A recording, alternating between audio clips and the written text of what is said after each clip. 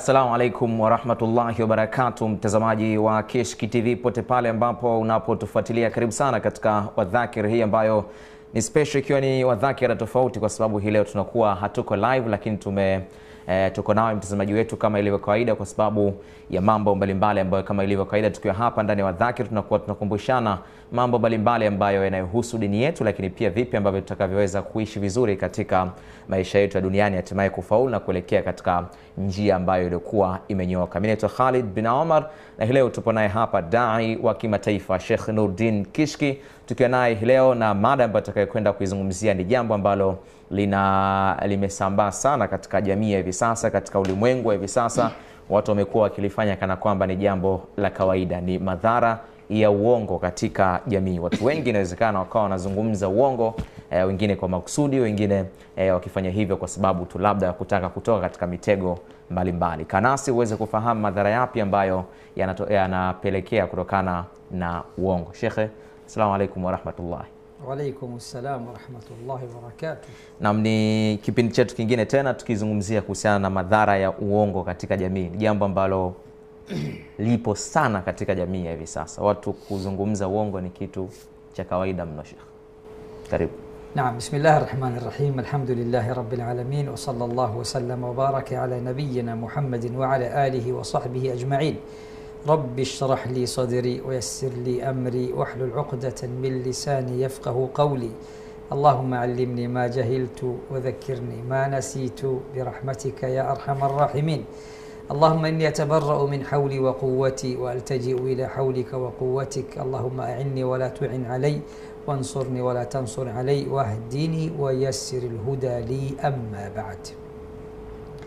Mpenzi mtazamaji popote pale ulipo duniani, nami nikwamkie kwa mamkizi bora kabisa Kiislamu, nikwambie assalamu alaikum wa rahmatullahi wa barakatuh. Mada yetu ya leo ikiwa ni tarehe 9 mwezi huu wa 10, ikiwa ni tarehe 9 mwezi huu wa 11 mwaka huu 2025, tutazungumzia madhara ya uongo katika Uislamu. Mtazamaji, uongo ni katika majanga makubwa sana, na uongo ni katika tabia zilizo mbaya sana, na uongo ni katika maadili yaliyo mabaya sana. Kwa kuzingatia hilo, mtume wetu Muhammad sallallahu alaihi wasallam aliahidi pepo. Tena kwa kuzingatia hilo, mtume wetu Muhammad sallallahu alaihi wasallam ameahidi nyumba iliyopo katikati ya pepo kwa yule atakayeacha kusema uongo. Katika hadithi iliyo sahihi amesema, ana zaimu baitin fi rabadil jannah, mimi Muhammad ni mdhamini wa nyumba ambayo ipo mwanzoni mwa pepo. Nyumba hiyo ninamdhamini liman taraka almiraa wa in kana haqqa. Nyumba hiyo ninamdhamini yule atakayeacha mijadala, mabishano, hata kama ana haki ya kubishana. Wanaojiepusha na ligi mbalimbali, mabishano mbalimbali, mijadala mbalimbali, Bwana Mtume Muhammad sallallahu alaihi wasallam amewaahidi nyumba bora kabisa inayopatikana mwanzoni kabisa mwa pepo. Kisha akasema, wa ana zaimu baitin fi wasatil janna, na mimi Muhammad ni mdhamini wa nyumba inayopatikana katikati ya pepo. Nyumba hiyo ninamwahidi nani? Nyumba hiyo amemwahidi nani? Akasema, liman taraka alkadhiba wa in kana maziha, na mimi Muhammad nadhamini nyumba iliyopo katikati ya pepo. Na ahidi nyumba iliyopo katikati ya pepo kwa yule atakaiacha kusema uongo hata kama anafanya mzaha. Kisha kasema wa ana zaimu baitin fi a'la aljanna, na mimi Muhammad nadhamini tena, ninaahidi tena nyumba iliyopo daraja la kwanza kabisa la pepo. Nyumba hiyo anamwahidi nani? Anamdhamini nani? Akasema liman hasuna khuluquh, nyumba hiyo ninamdhamini na kumwahidi yule ambaye atakuwa ana tabia njema. Kuonyesha kwamba uongo ni jambo baya sana katika nyumba tatu alizozidhamini na kutuahidi mtume wetu, mwalimu wetu, kiongozi wetu na kipenzi chetu Mtume Muhammad sallallahu alayhi wasallama. Nyumba ya pili ni kwa ajili ya wale watakaoacha kusema uongo hata kama wanafanya mzaha.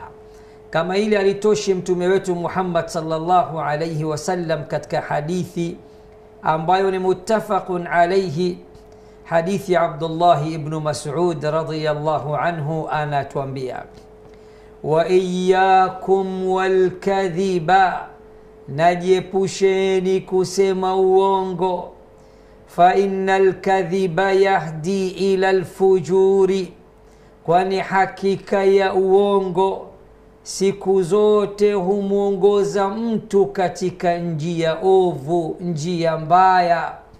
Wa innal fujura yahdi ila nnari, na hakika ya njia mbaya, njia ovu, siku zote humpeleka mtu motoni.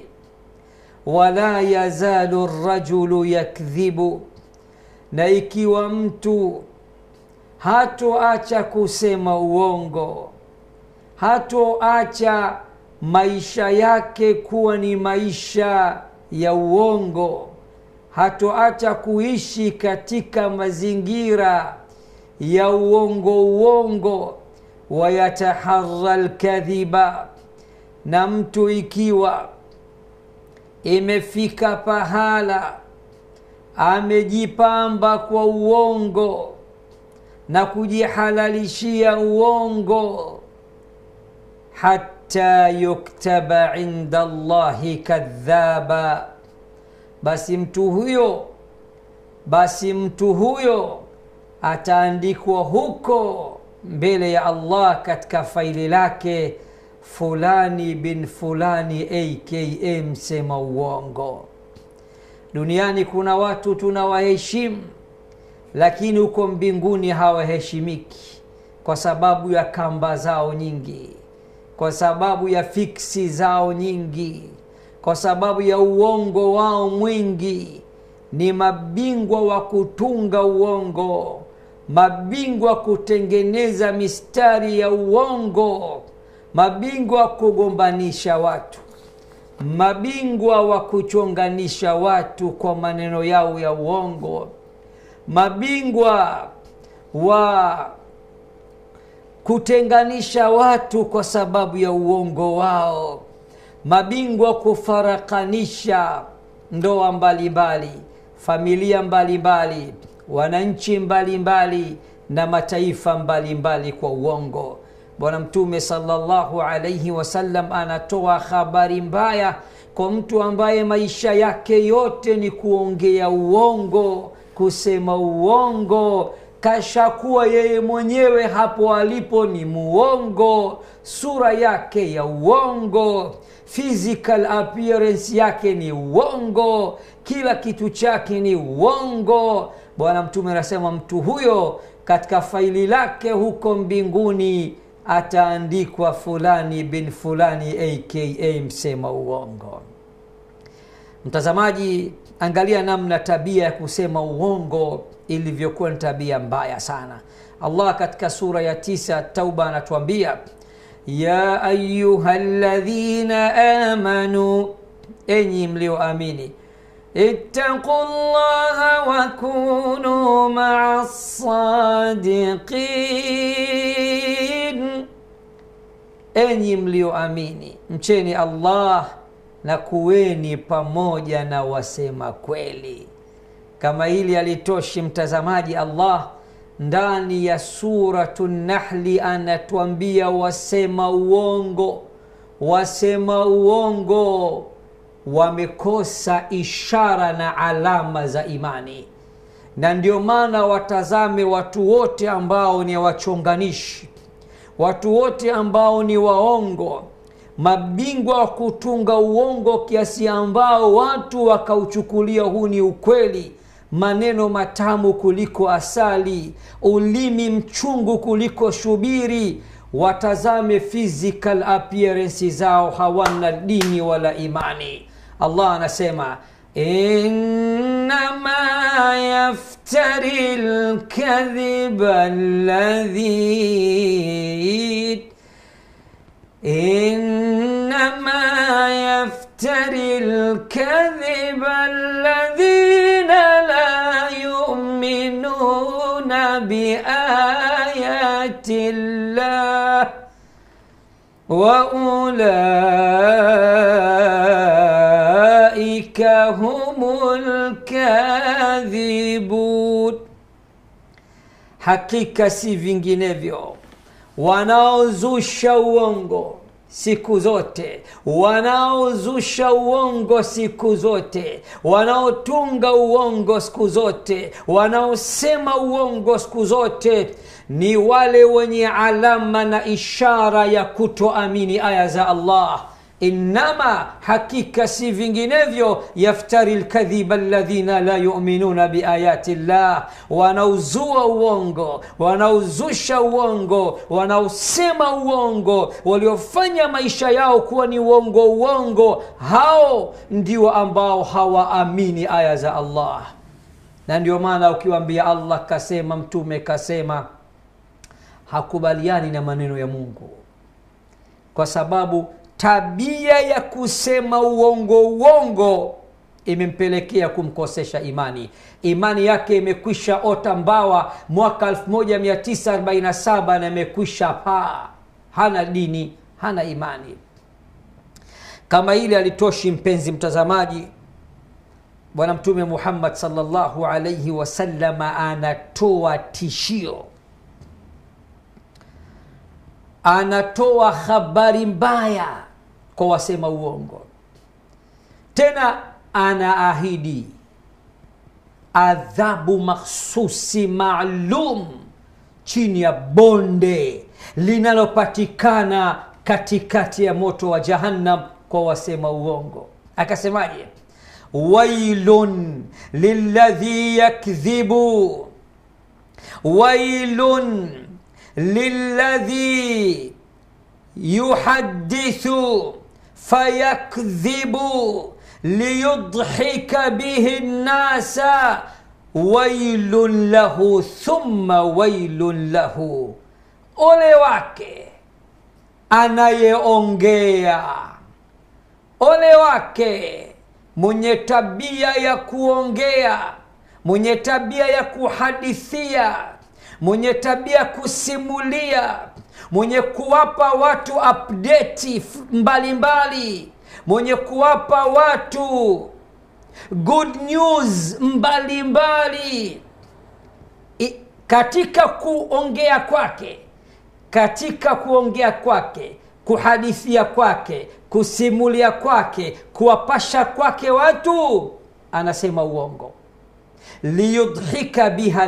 Liyudhika bihi nnas, ili apate kuwafurahisha watu. Allah, utadhani Bwana Mtume Muhammad sallallahu alayhi wasallam tunaye mwaka huu 2025 katika Afrika yetu, katika Tanzania yetu na ulimwengu wetu kwa ujumla. Anasema ole wake anayependa kuhadithia watu mara kwa mara, anayependa kuwapasha habari watu mara kwa mara, anayependa kuwasimulia watu simulizi mbalimbali mara kwa mara. Kisha katika kuhadithia kwake, katika kuongea kwake, katika kusimulia kwake, anajaza uongo mtupu, kamba tupu, uzushi mtupu. Lengo lake nini? Liyudhika bihi nnas, ili apate kuwafurahisha na kuwachekesha watu. hao tunao wamejaa wengi. Kisha bwana mtume akasema wailun lahu thumma wailun lahu, ole wake huyo kisha ole wake huyo. Wanawachuoni wakasema wailun, maana yake mtume anasema ole wake, bonde katikati ya moto wa jahannam linamsubiria. Tazamaji, tuchunge sana ndimi zetu na tujitahidi sana kukwepa suala zima la kusema uongo. Ndugu mtangazaji, naam, siku hizi neno la unafiki limejaa katika vinywa ya watu wengi. Ukikerana na mtu nafiki, ukizinguana na mtu mnafiki, mnafiki. Ukimuuliza mnafiki manake nini, jibu hana. Neno la munafiq, munafiq ni mmoja, munafiqun ni wengi. Kitendo annifaqu, unafiki. Nini maana yake? Neno asili yake ni ya Kiarabu, watu hawajui, watu wanajitamkia tu hovyo.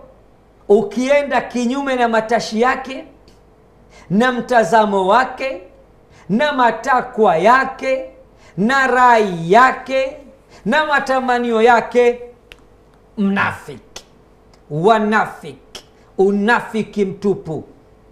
Njoo utueleze nini maana ya an-nifaq, unafiki. Mnafiki ni nani? Sifa za wanafiki ni kina nani? Njoo sasa nikupeleke kwa university ya Mtume Muhammad sallallahu alayhi wasallam. Nakupa hadithi moja tu iliyoeleza alama miongoni mwa alama za wanafiki. Hadithi moja, labda kwa upendeleo nitaongeza hadithi ya pili. Bwana Mtume sallallahu alayhi wasallam anasema ayatul munafiqi thalathun, alama na ishara za mtu mnafiki ni tatu. Unajitamkia tu mnafiki, mnafiki, humjui huyo mtu, hujawahi kuishi naye, hujawahi kukaa naye, huna uwezo wa kusimama katika mahakama kuu ya Mungu iliyopo mbingu ya saba ukatoa ushahidi dhidi ya ukatoa ushahidi wa unafiki wake. Unaropokwa tu, unatuhumu watu tu. Bwana Mtume anasema alama na ishara za mtu munafiki ni tatu. Idha haddatha kadhab, mosi, atakapohadithia, atakaposimulia, atakapoongea kamba tupu, fiksi tupu, anawadanganya watu, anasema uongo katika kuongea kwake. Pili, wa idha waada akhlafa, na pindi anapoahidi hatekelezi ahadi. Alama ya pili hiyo. Alama ya tatu, wa idha tumina khana, na atakapoaminiwa hawi mwaminifu. Akikabidhiwa amana anazipiga, akipewa pesa za watu anachakachua, akipewa kitengo ufisadi mtupu, mwizi. Bwana Mtume asema alama za munafiki ni tatu. Akisimulia husema uongo, akiahidi hatekelezi, akiaminiwa hawi mwaminifu. Sasa muulize kijana mwenzio anaipenda kuwaita watu wanafiki, athibitishe hao anaowaita wanafiki kipi waliwahi kusimulia wakasema uongo, lini waliwahi kuahidi hawakutekeleza, amana ipi waliwahi kupewa kakosa uaminifu. Bali hadithi za Mtume zinaonyesha atakayemlaani mtu au akamwita kafiri au akamwita munafik, neno lile linazunguka ulimwengu mzima, linakwenda mpaka mbinguni. Ya Rabbi, mimi ni neno la tuhuma juu ya unafiki dhidi ya mtu fulani, nimezunguka sijamuona huyo muhusika, sijaona akiwa ana sifa hizo. Yani huo unafiki wenyewe unajua watu wake ni kina nani. Kisha lile neno linakwenda kumrejea mwenyewe aliyetoa neno la kumlaani mtu, kumwambia we kafiri, we ni munafiki, we ni fasiki, akampa mtu majina mazito mazito. Lile neno halidondoki babu, linazunguka kutafuta yule mtu kweli anazo sifa hizo, ili neno hilo lijikite kwake, limgande. Neno linakosa pahala pa kukaa kwa muhusika, kwa sababu katuhumiwa kwa matashi tu. Muumba anajua sifa hizo hana. Neno linakwenda kwa muumba mbinguni. Muumba anaiambia rudi kwa yule aliyotoa laana hiyo, au neno hilo la ukafiri, au neno hilo la unafiki. Matokeo utaona wanaopenda kuwaita watu wanafiki, unafiki miaka mingi sana umerudia wao, na ndio maana hawana kheri na baraka, machokora watu. Inarudi kwao. Hadithi ya pili ya bwana Mtume sallallahu alaihi wasallam anasema, arba'un min khisal almunafiq, mambo manne ni katika alama za wanafiki na ni mambo ya wanafiki.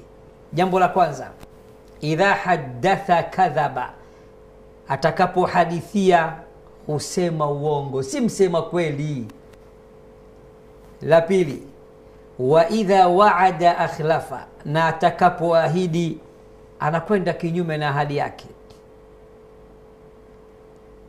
La tatu, wa idha tumina khana, na atakapoaminiwa hufanya khiana, si mwaminifu. Akaongeza la nne, wa idha khasama fajara. Allahumma salli wa sallim ala sayyidina Muhammad. Hebu angalia, Mtume kanigusa kwenye kipengele hichi mpaka namswalia kwa sauti kubwa. Anasema na alama ya nne ya munafik ni yule ambaye ugomvi wake hauna mpaka. Atakapogombana na mtu anapitiliza. Hivi hamuwajui kuna watu wakishagombana na wenzao basi ni kununa kwenda mbele, utadhani mademo wa Dar es Salaam. Kanuna mtu, mwanaume mzima, mwaka mzima asemeshana na mwanaume mwenzake.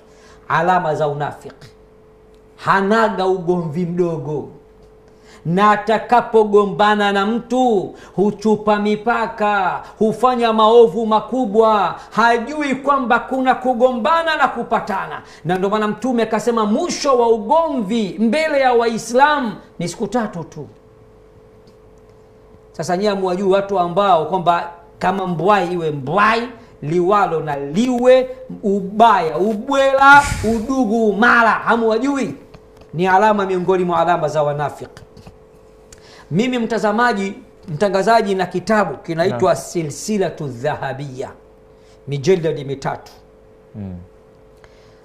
Mjeledi wa 3 katika hicho kitabu kimekusanya alama 40 za wanafiki. Mtazamaji wako yeye anajua alama 3 tu. Ndio. Leo nimekutajia hadithi iliyotaja alama 3 za wanafiki, kisha nikakutajia na hadithi nyingine iliyotaja alama 4 za wanafiki. Ni wangapi katika watazamaji uliwahi kusikia maisha yako alama za wanafiki ni 4? Na mimi nimejua leo. Unaona Khalid? Nimejua ile hadithi ya 3. Ile ya 3. Sasa hii ya pili hii imekusanya zote 3 ikaongeza na ya pili. Ni kwamba ukimwaga mboga na mwaga ugali. Au ukimwaga ugali na mwaga mboga. Hawanaga kumswalia Mtume, hawataki kupatanishwa.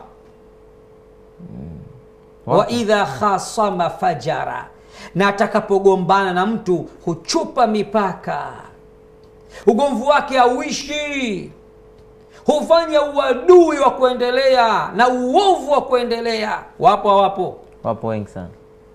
Sasa leo unajikuta watu wanatamka unafiki, madrasa hajaenda, chuo cha Kiislamu hajaenda, chuo cha bwana Mtume Muhammad sallallahu alaihi wasallam hajawahi kukunja magoti akasoma akajua nini maana ya unafiki kilugha, kisheria. Alama za wanafiki ni zipi? Kwa mujibu wa hadithi moja ni 3, kwa mujibu wa hadithi ya pili ni 4, lakini ukienda katika vitabu vingine in deep utakuta ndani ya Qur'ani na Sunna alama za wanafiki ziko 40.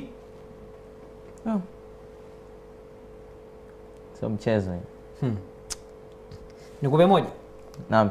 Katika hizo aya tuongezee itakuwa ni vizuri zaidi. Muda unao? Muda upo. Muda tunazo kama dakika 5 hapa zimesalia. Nadhani tunaendelea kuwepo. Mtazamaji, hii ni Wadhakir ambayo leo tunazungumzia kuhusiana na madhara ya uongo katika Uislamu. Sheikh hapa amefafanua vizuri sana kwa jinsi gani ambavyo uongo ulivyokuwa mbaya. Unaona mtu muongo anaandikwa jina lake kuwa fulani ni muongo huko kwa Mwenyezi Mungu. Sasa maana yake ni kitu ambacho hakifai kabisa na ni kitu kisichokuwa kizuri katika maisha yetu ambayo sisi tunaishi. Naam Sheikh. Sikiliza sasa usiyoyajua wewe ambaye Qur'ani hujaisoma, sunna za mtume ndo kabisa uko mbali nazo, unasumbua watu mitaani, unawaita watu wanafiki. Ukiulizwa nini maana ya unafiki kilugha na kisheria, ni nini alama za watu wanafiki, alama zao ziko ngapi kwa mujibu wa Qur'ani na Sunna, na kupeleka katika sura ya 4 An-Nisa aya nambari 83. Allah anaeleza miongoni mwa alama za wanafiki, aya ambayo pengine hujawahi kuisikia maisha yako. Sifa hii pengine hujawahi kujua maisha yako. Chukua wewe, itakusaidia. Kajisemea Sheikh Kilemile, Allah mrahamu na amlaze pahala pema peponi. Amen. وَإِذَا جَاءَهُمْ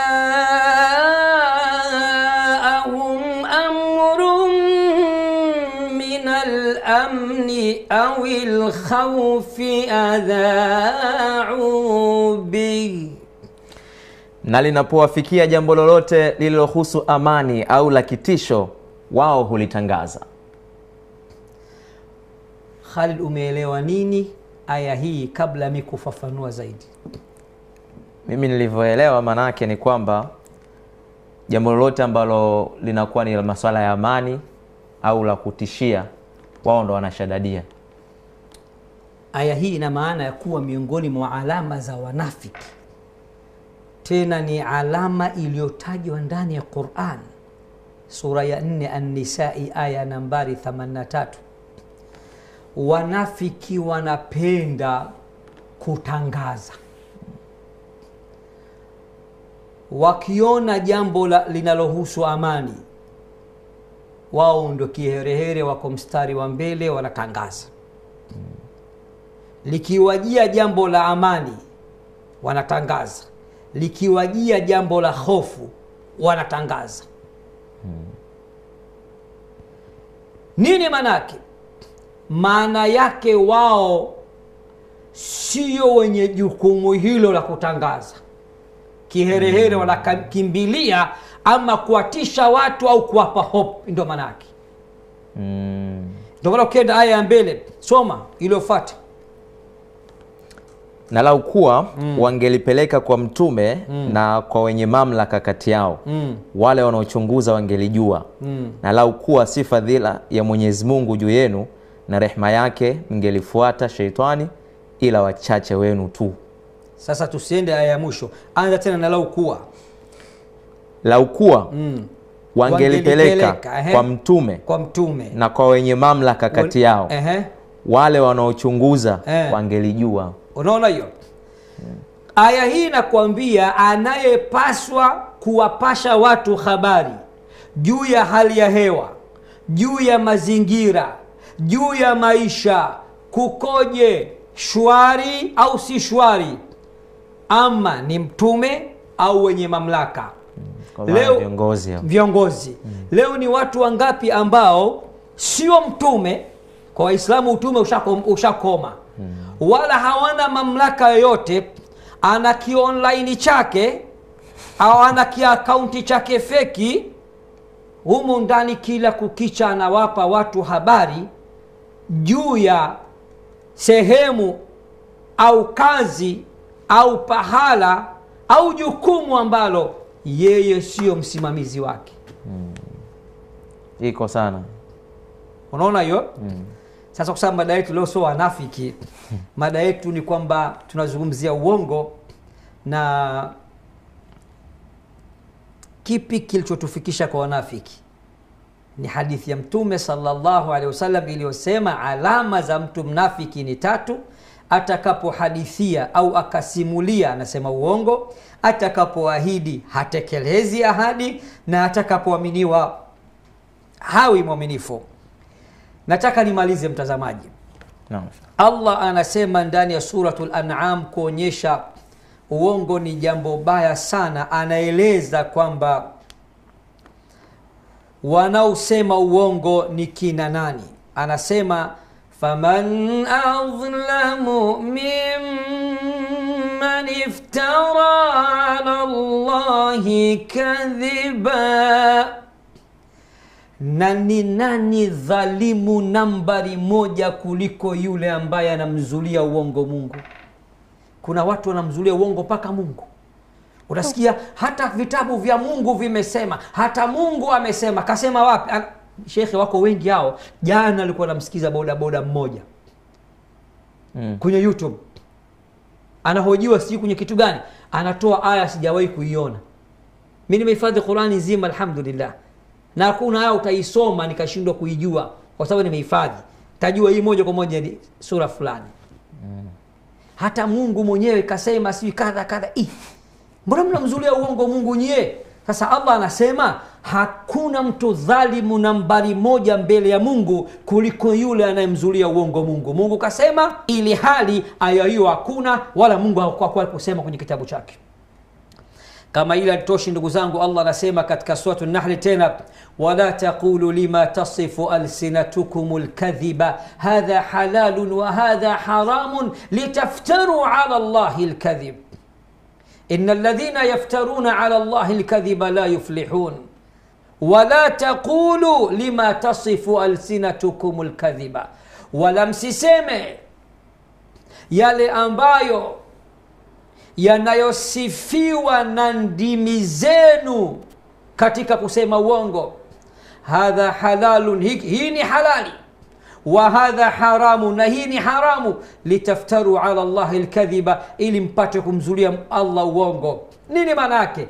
Msitumie ndimi zenu mkahalalisha kilichokuwa haramu na mkaharamisha kilichokuwa halali. Msiseme hii ni halali ili hali ni haramu, na wala msiseme hii ni haramu ili hali ni halali, ili mpate kumzulia Allah uongo. Innal ladhina yaftaruna ala Allahi alkadhiba la yuflihun, hakika wale wanaomzulia uongo Mungu hawatofaulu. Mimi nafunga ndugu mtangazaji, hata kumzulia uongo mtume ni kwenda motoni. Bwana mtume anasema man kadhaba alayya mutaammidan falyatabawa maq'adahu minan nari, atakayenizulia uongo mimi Muhammad, akasema mtume kasema ili hali hilo sikuwahi kulisema, ajiandae kabisa makazi yake ni motoni. Mtazamaji, mimi namaliza leo, nimeongea kwa mukhtasari tu juu ya ubaya na madhara ya tabia ya uongo. Tujiepushe na uongo, kwa sababu uongo ni njia mbaya, na hiyo njia moja kwa moja inamuongoza mtu kwenda motoni. Na ikiwa mtu hatoacha kusema uongo, kuwafunga wenzake kamba, kuwapiga wenzake fiksi, basi huyu ataandikwa huko mbinguni katika faili lake, faili ambalo lipo katika mahakama kuu ya Allah juu ya mbingu ya 7, ataandikwa fulani bin fulani aka msema uongo.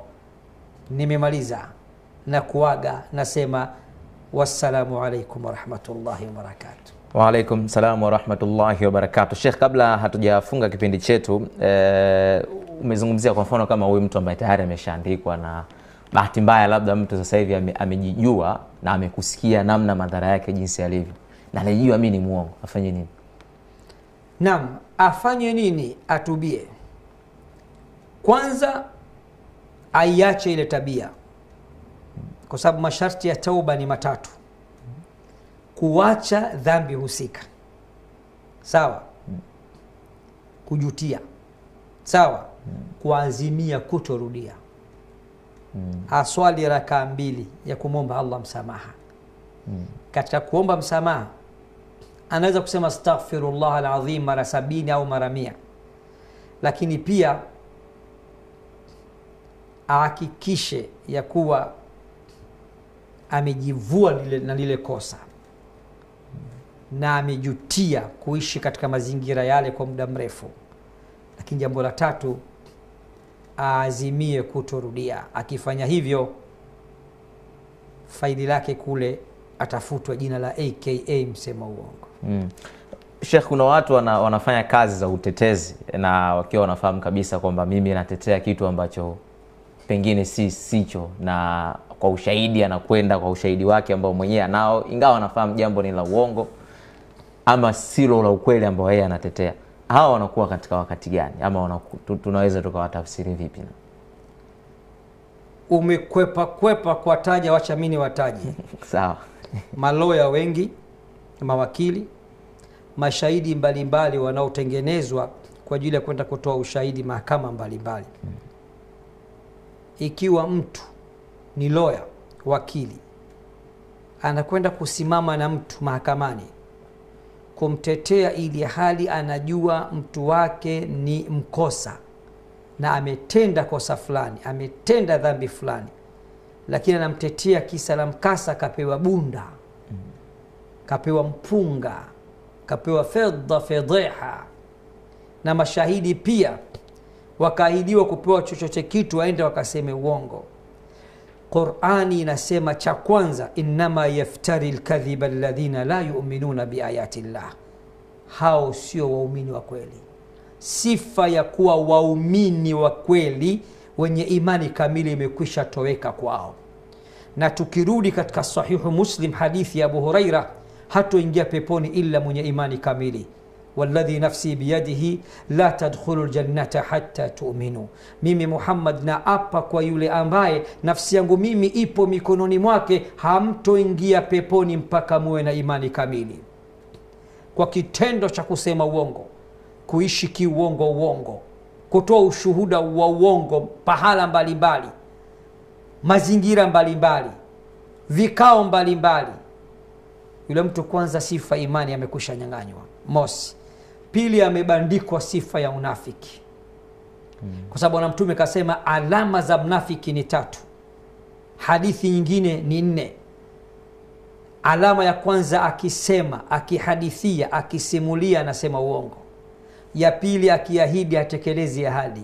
Ya 3, akikabidhiwa amana anafanya khiana. Alama ya 4 akasema akigombana na mtu huchupa mipaka na anakuwa na ugomvi endelevu. Kwa hiyo humo ndani anaingia kwamba ni munafiki. Tukirudi katika Qur'an, innal munafiqina fi ad-darki al-asfali minan nar wa lan tajida lahum nasira. Hakika ya wanafiki ndio watakaowekwa katika tabaka la mwisho kabisa la moto wa Jahannam, na hautopata wa kuwanusuru siku ya Kiyama. Ingawa kuna aya nasema hakika ya Allah atawakusanya kwa pamoja siku ya Kiyama makafiri na wanafiki ndani ya moto wa Jahannam, lakini wanafiki ndio watakaa tabaka la chini, makafiri watakuwa tabaka la juu, wote ndani ya moto wa Jahannam, kuonyesha kwamba mnafiki ni mbaya kuliko hata kafiri wakati mwingine. Kwa hiyo jibu lako in short ni hivyo, lakini nilikuwa na uwezo wa kuendelea hapa nikaporomosha madalili juu ya watu kama hao. Muda hatuna Sheikh. Namalizia mila kwangu la mwisho ili hapa. Tunasikia inasemekana kuna uongo ambao unafaa. Ndio. Ni kweli? Sahihi. Ni uongo upi huo? Uongo unaofaa ni uongo aina 3. Uongo vitani. Sawa? Uongo unaofaa, uongo wa kusuluhisha baina ya watu wawili waliogombana. Unakwenda kwa mmoja, unampooza kidogo kwa maneno. Nimekaa na mwenzio, hana raha, hata usingizi hapati. Kitendo cha kutoongea na wewe linamsumbua sana hilo. Mwanadamu alivyoumbwa yule bicho analipata bicho la. anashusha hasira, kumbe anamshusha hasira kwa kusema uongo. Anakwenda kwa yeye anampooza, wote wale wamepoa, akiwakutanisha wamepatana. Uongo katika kusuluhisha baina ya watu wawili waliogombana, kuonyesha sulhu ni jambo kubwa, jambo jema. Uislamu umeruhusu kutumia uongo kwenye kupatanisha watu, lakini hakikisha uongo wa kujenga, sio kubomoa. Watatu, uongo wa mume kwa mke au wa mke kwa mume, kwamba baby, wewe ni moon, wewe ni mwezi, lakini ukiangalia mwanadamu usio mwezi. Wewe ni malikia wangu, malikia, lakini mmekaa kwenye nyumba ya kupanga. Maneno ya kujengana. Siku hiyo kavaa mashallah, vipi nimependeza, yani leo nimekusahau kabisa, yani usingeniambia ni mke wangu nisingejua. Inaruhusiwa hivyo, natokea tujengane, ndoa iwe mpya siku zote. Nguo gani sasa hiyo bwana? Hebu toka kila siku na nguo hiyo kama sanda bwana. Haitakiwi. Natokea kumvunja moyo mwenzio. Chakula leo vipi? Safi kabisa, kumbe kaongeza chumvi. Usiseme umeongeza chumvi. Mwanaume usiwe na gubu. Gubu ni tabia wanawake. Kama ni kujenga na kupenda kuliko hata nani. Wewe ndo namba 1 kwangu. Na kupenda kuliko hata mamangu aliyenizaa. Unaona habari hiyo? Kwa hiyo kujengana mke na mume katika mahaba, kuitana majina mbalimbali, pia inaruhusiwa kutumia uongo ili mradi kujenga zaidi ndoa na endelee kuwa mpya. Sawa, Sheikh, sisi tunakushukuru sana, labda nikupatie sekunde 30 tu kwa ajili ya kukamilisha mada yetu leo. Zama tunazoishi ni ngumu sana. Zama tunazoishi mdomo unafanya kazi sana. Zama tunazoishi ndani yake ulimi unafanya kazi sana. Muumini wa kweli ni yule ambaye atachunga ulimi wake. Bwana Mtume sallallahu alaihi wasallam alimwambia Muadh ibn Jabal, amsik alaika hadha, ewe Muadh, ishike, izuie, ifungie ulimi wako. Muadh akastuka akasema, wahal nahnu muakhadhuna fima naqulu ya Rasulullah, kwani Mtume sisi siku ya kiyama tutakuja kuadhibiwa kwa maneno yetu, joksi maneno, justi tu maneno. Mtume akamwambia, thakilatka ummuka ya Muadh, mama yako akukose wewe Muadh. Wa hal yukabbu an-nasu yawma al-qiyamati ala manakhirihim fi an-nari illa min hasaidi alsinatihim. Hivi watu hujui, hivi wewe Muadh hujui ya kuwa watu wengi siku ya kiyama watakamatwa shingo zao kwa nyuma, alafu nyuso zao zitadidimizwa katika moto kwa sababu ya ndimi zao. Chunga ulimi wako. Zama hizi atakayehifadhi ulimi wake atatoboa kimaisha siku ya kiyama.